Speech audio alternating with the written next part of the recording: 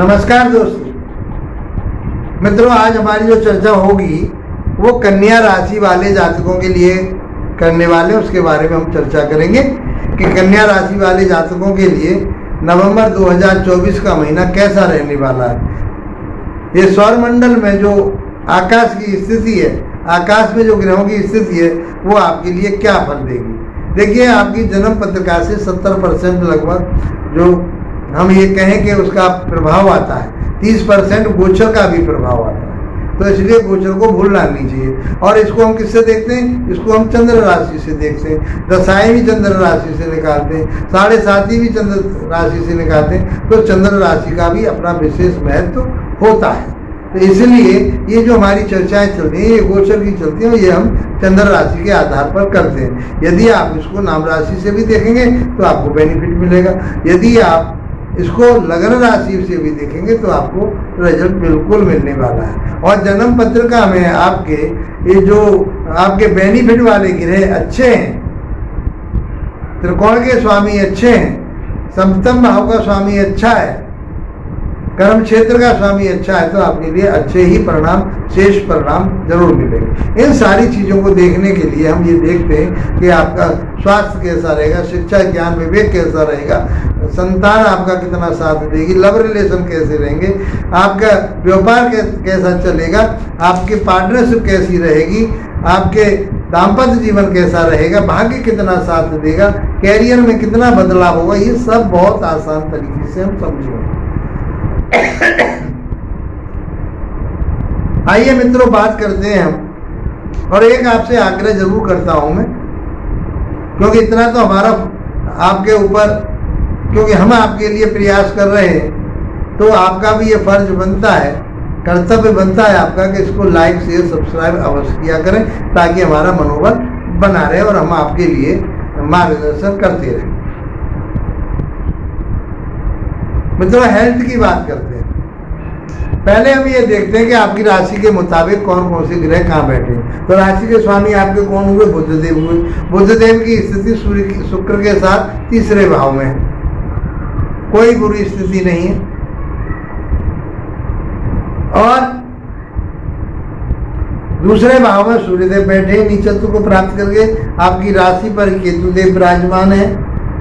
छठे भाव में शनिदेव रेट्रोगेट होकर के चल रहे हैं 15 नवंबर तक। और 7वें भाव में राहुदेव बैठे हुए हैं। 9वें भाव में गुरु बैठे हुए हैं। और आपके 11वें भाव में मंगल देव विराजमान है। ये ग्रह गोचर आपकी राशि के मुताबिक है। अब क्या क्या प्रभाव देंगे ये, अब एक एक चीज को हम समझते हैं। तो स्वास्थ्य की बात करते हैं पहले, क्योंकि स्वास्थ्य सबसे पहली चीज है। स्वास्थ्य सही है तो दुनिया सही है।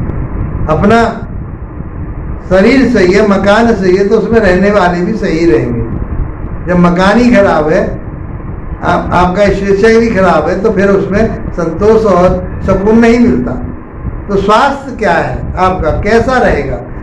आप व्यक्तित्व की बात करें आपके की, तो आपकी राशि से ही देखते, आपकी लगन से ही देखते, पहले भाव से देखते। यदि पहले भाव में 6 नंबर राशि लिखी हो, अंक लिखा हुआ और उसमें चंद्रमा बैठा हो, तो आपकी वो, और पत्रिका में कहीं भी छठे राशि पर चंद्रमा विराजमान है, तो आपकी कौन सी राशि हुई?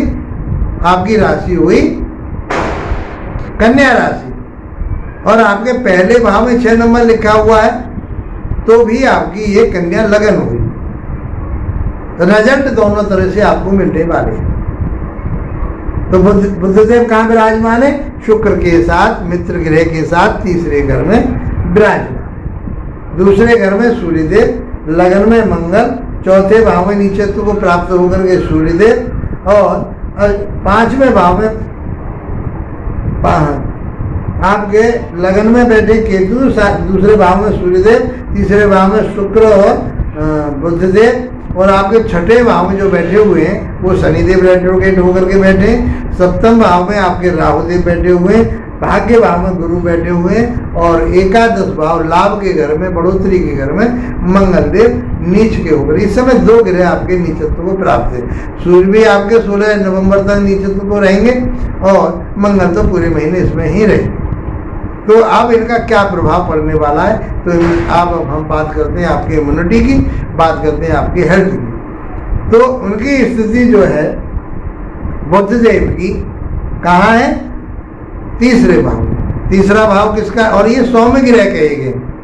ये कैसे ग्रह कहे गए, सौम्य ग्रह। लास्ट में इसका उनके उपाय भी मैं आपको जरूर बताऊंगा, लास्ट तक वीडियो को अवश्य देखा करें। पता नहीं कौन सी चीज आपके फेवर वाली हमारे जबान से जिब्या से निकले और आपके लिए वो बेनिफिट वाली, वो शास्त्रों के आधार पर हम सारी चीज बताने की कोशिश करते हैं। फिर भी वीडियो बहुत लंबी हो जाती है, शॉर्ट करते करते लंबी वीडियो आप हो जाती है, सारी बातें नहीं बता पाते। फिर भी आपके लिए जो आवश्यक है वो हम आपको जरूर बताते हैं। तो तीसरा भाव होता है आपका पराक्रम का, हिम्मत का, ताकत का, छोटे भाई बहनों का, आपके नौकर चाकरों का, और आपके मीडिया का, आपके जो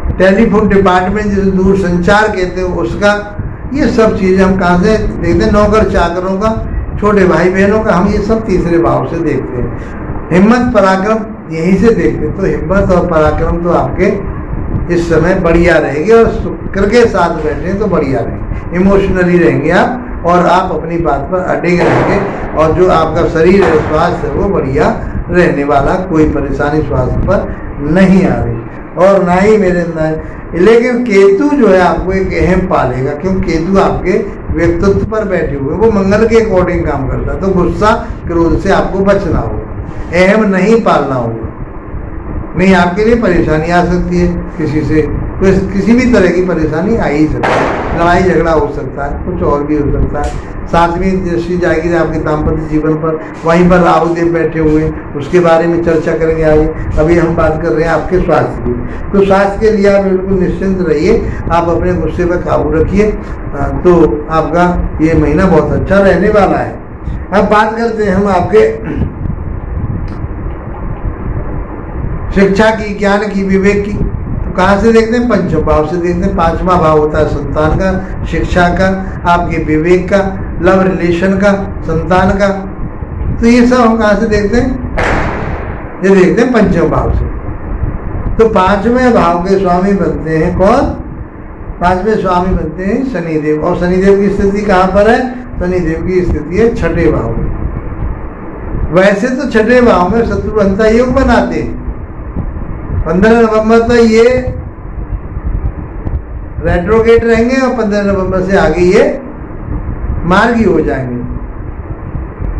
तो यहाँ ये शत्रु अंता है, मान लीजिए इस पीरियड में आपको कहीं से लोन लेना पड़े तो लोन मिल जाएगा। आप किसी कंपटीशन की तैयारी कर रहे हैं, IAS वगैरह की तैयारी कर रहे हैं, और आपके शनि की स्थिति बहुत बढ़िया है, पत्रिका में जन्म पत्रिका की बात कर रहा हूँ, तो आपके लिए वो कंपटीशन जो वो IAS PCS के लिए कर रहे हैं तैयारी, वो निकल जाएगा आराम से, उसका लाभ मिलेगा आपको। किसी नौकरी की तैयारी कर रहे हैं, कंपटीशन की तैयारी कर रहे हैं, वो आपका लिए बढ़िया बेनिफिट रहने वाला है। संतान के स्वास्थ्य का आपको ध्यान रखना पड़ेगा। उनकी शिक्षा में, संतान की शिक्षा में कहीं रुकावट या देरी होने की संभावना होती है।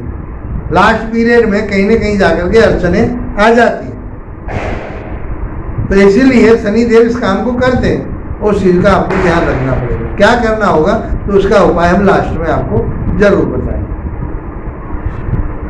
अब बात करते हैं मित्रों, संतान आपका साथ देगी, संतान का आप साथ देंगे, आप उनकी चिंता करेंगे, निरंतर चिंता रहेगी।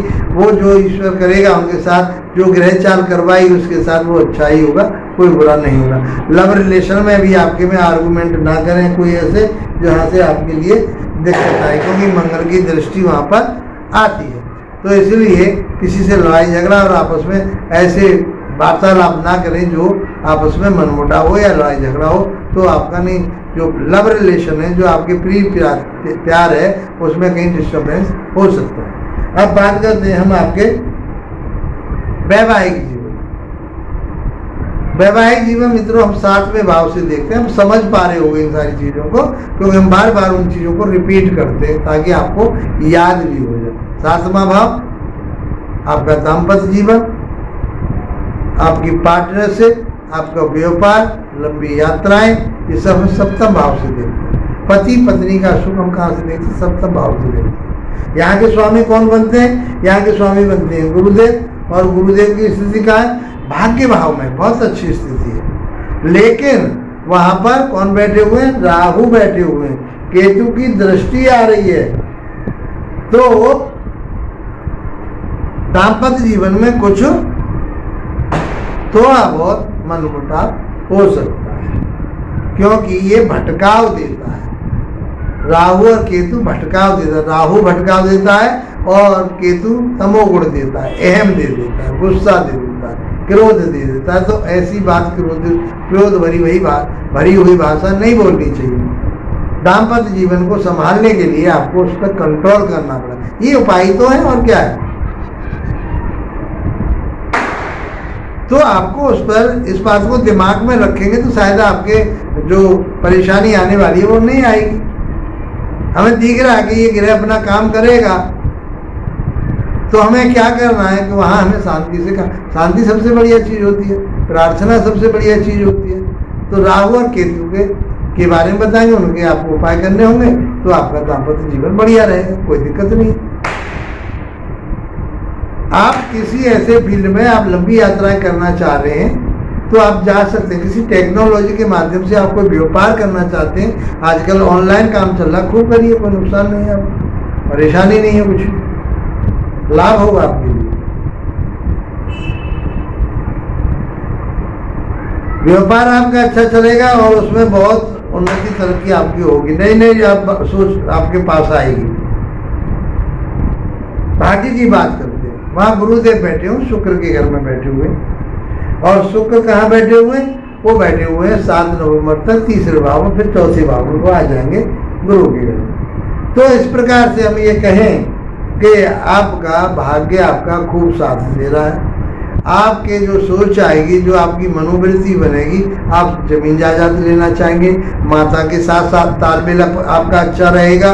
आप ये मानेंगे कि मैं कोई वाहन लेना चाहता हूँ, ऐसी मनोवृत्ति बनेगी तो आप ले पाएंगे। आप मकान बना चाहें, बहुत अच्छा भव्य मकान बनाएंगे, उसे लोग देखेंगे कि कितना पैसा लगाया और आपने कितना अच्छा भव्य मकान बनाया, बहुत ही सुख आपको मिलेंगे। ये सब चीज़ें आपको शुक्रदेव देंगे। तो 7 नवंबर के बाद वो चौथे भाव में आ जाएंगे। शिक्षा, ज्ञान, विवेक से आप जुड़ेंगे, धर्म से आप जुड़ेंगे, धार्मिक स्थलों से आप जुड़ेंगे, उसका आपको बेनिफिट मिलेगा ही मिलेगा। अब कैरियर की बात करते हैं मित्रों।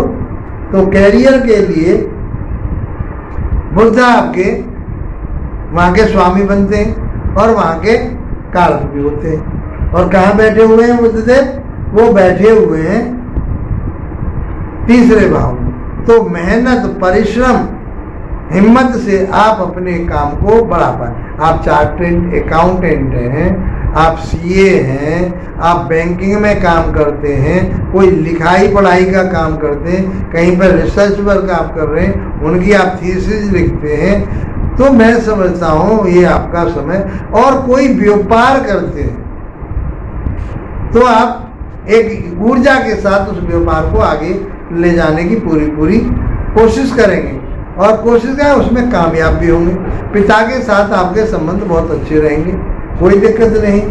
तो इस प्रकार से आपका जो 10वां भाव है, जो घर है, एक्टिव होता है आपके लिए, वो बहुत अच्छा रिजल्ट देने वाला होता है। व्यापार बिजनेस आपका अच्छा चलने वाला होता है। आपकी नौकरी कर रहे हैं, वहाँ पर व्यापार कर रहे हैं आप, उसमें आपको लाभ प्राप्त होगा। ये सब चीज़ें बुधदेव आपको जरूर देंगे। और फिर वो लगन के स्वामी है, राशि के स्वामी है। तो इस प्रकार से आपका 10वां भाव और आपका जो पहला भाव बहुत जागृत, मान सम्मान प्रतिष्ठा आपको खूब मिलेगी, आपकी उन्नति तरक्की होगी। इस सब प्रकार से आपके जो मनोकामनाएं वो पूरी होगी। मैं समझता हूँ मित्रों कि ये महीना आपके लिए बहुत बेनिफिट वाला होने वाला है। क्या करें उपाय? तो आपको भगवान शिव जी की आराधना करनी है। उसमें आपकी माता रानी, गणेश जी और शिव भगवान ये आपके इष्ट देव बन जाते हैं। तो मैं समझता हूँ कि ये समय आपके लिए बहुत बढ़िया। अभिषेक कीजिए डेली। तो अच्छा समय आपका निकलेगा, ये महीना आपके लिए बेनिफिट वाला होगा। इसी के साथ आप लोगों का धन्यवाद, नमस्कार।